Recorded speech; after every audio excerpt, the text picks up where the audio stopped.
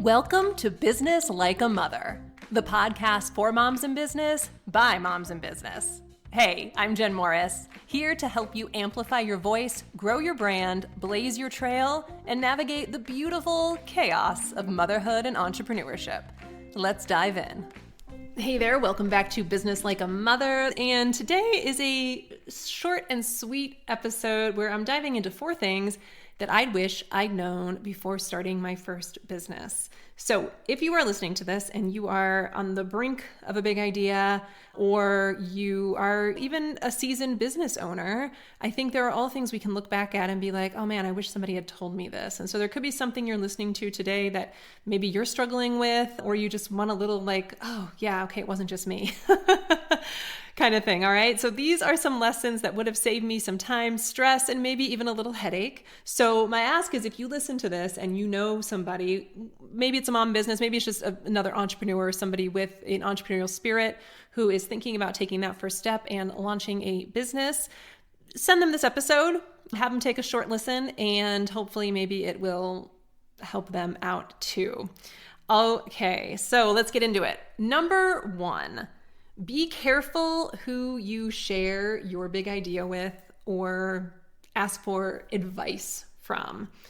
So this is the first one because I think it's something that is universal, and this could even be if you have a well-established business, but you're always, creating different pieces. Businesses are always evolving, different offers, different challenges that come up that we need to solve. But in the beginning, especially, I've seen this happen time and time again, and this also happened to me.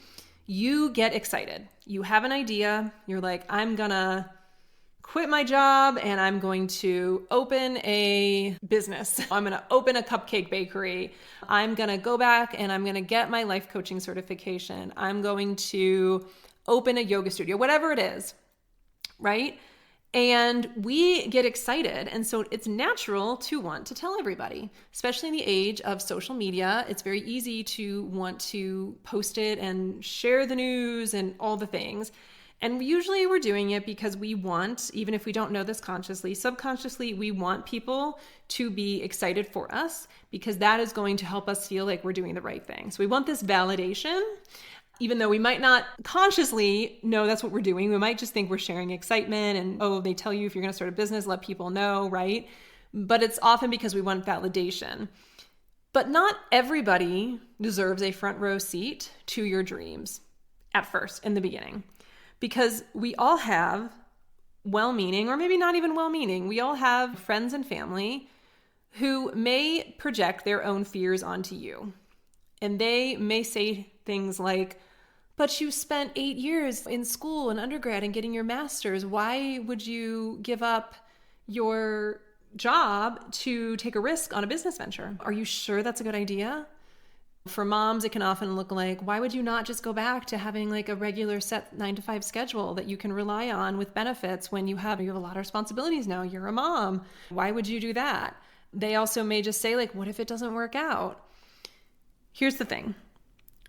A lot of people are not inherently entrepreneurial.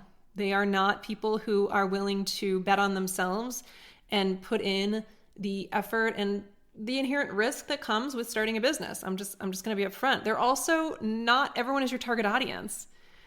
So they are not, therefore, qualified to give you advice. Okay? So you want to make sure you share your ideas with people who understand what it is you are trying to do, who understand entrepreneurship, who believe in you, and maybe who have experience in the space that you're entering. So again, there might be people who love you, and so you assume that they're going to be excited and happy for you, but because they do love you, they want to keep you safe. And so for them, that might look like putting you down and telling you this is not a great thing. And then we can take that energy and all of a sudden be like, oh, well, maybe they're right. Maybe I shouldn't do this. We stop trusting ourselves. We start doubting our own instincts, and we don't actually do the thing that we want to do. So protect your energy and your vision, because the wrong feedback can make you second guess yourself, and your ideas deserve better than that.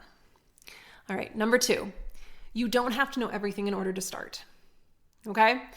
I wish someone had drilled this into my head. Although actually when I was young and in the beginning of like my entrepreneurial journey, I really needed to be making income from my first business. And so I got started much faster because I had that hunger. But then over time, I started thinking like, oh, I need to know more before I can take my business to the next level. So I spent a lot of time thinking that I needed another certification, more experience, or the perfect website before launching the next piece, the next chapter, the next service. And the truth is that you learn by doing. There have been times where I have spent a lot of money and time developing something, and then only to realize it actually wasn't what I wanted to be doing. And had I not worried so much about the website and that kind of stuff, and just worried more about actually putting my ideas out there into the world and actually doing the work instead of like having all the best marketing materials, I would have discovered that I actually was on the wrong path sooner, and it would have saved me a lot of time and money. So business is messy, it's trial and error. And when you start before you're ready, you can figure things out as you go. And the fact is, no one has it all together, okay? Even people who look like they do. I really believe some of the most successful business owners and entrepreneurs are the ones who take fast action, even when it feels uncomfortable, and then they problem solve as they need to. So stop waiting for permission, start messy, start small, just start. Number 3, you only have to know as much as the person one step behind you. So I spent a lot of time as a business owner in the wellness and nutrition world. And I found that a common conversation that was had amongst nutrition professionals, wellness professionals, was like needing to be an expert and needing to know, like needing to constantly be studying and getting more certifications.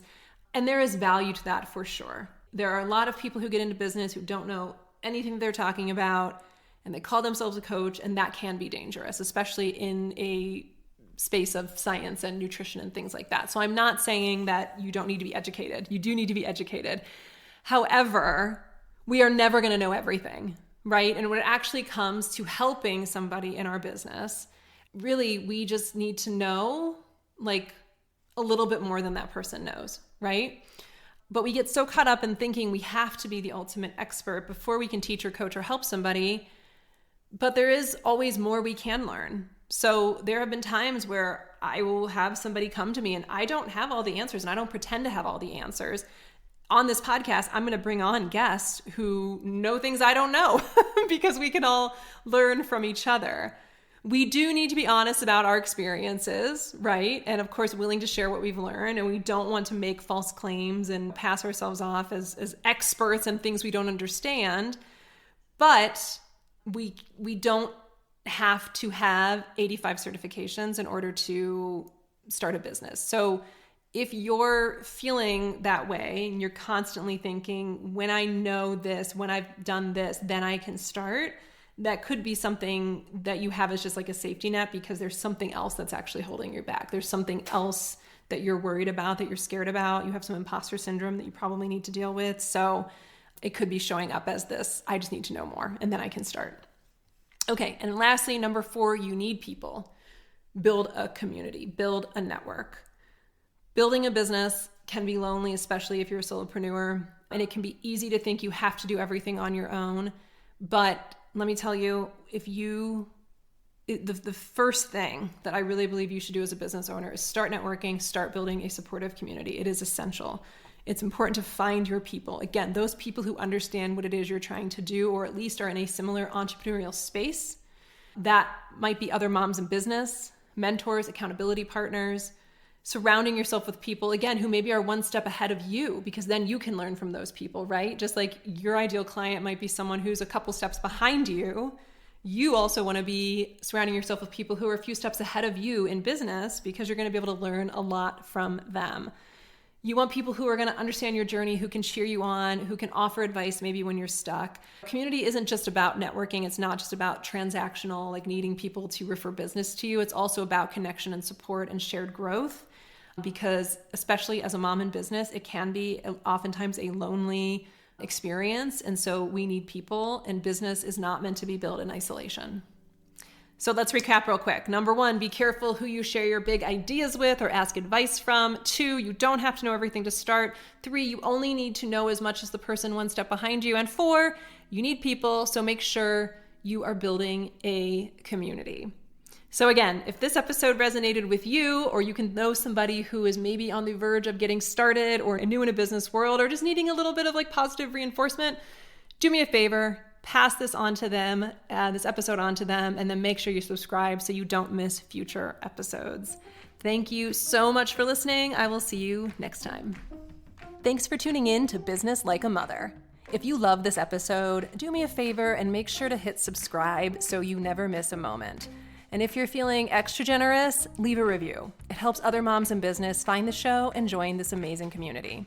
Because we are not meant to do motherhood or business alone. Want more? Head to renegademotherhood.com for resources, workshops, and events designed just for moms like you. Until next time, keep growing your business, raising your voice, and blazing your trail like a mother.